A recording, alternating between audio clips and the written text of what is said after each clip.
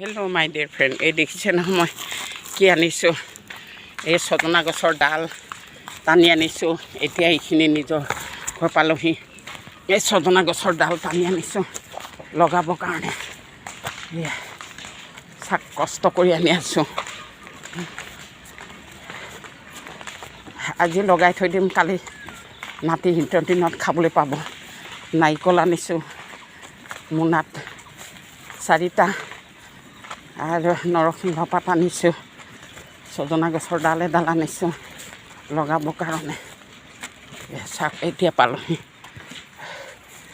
এয়া চাওক পালোহি ঘৰ। এয়া টানি টানি আনিছোঁ, ক'ত ভাগৰ নালাগে। ইয়াতে ৰাখোঁ। এই কৃষ্ণ কৃষ্ণ প্ৰভু। এয়া পালোহি। এতিয়া তালা খুলিম।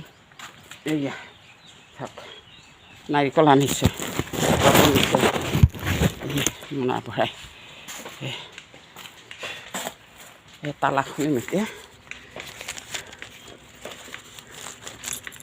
তালা খুলিম। নাতিটো এইফালে থৈ পুৰণা বাৰীত আহিছোঁ। তালা খুলিছোঁ।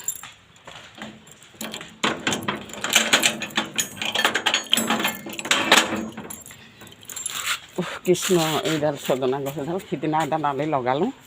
এই এডাল আৰু লগাম, কাৰণ ছজনা গছ যদি নিজৰ জেগাত থাকে নহয়, এডাল আছিলে একদম মানে সেই অকণমান গুৰি চপাই কাটি দিলে কিবা জুই লগা হাত নিচিনা গছজোপা মৰি থাকিলে।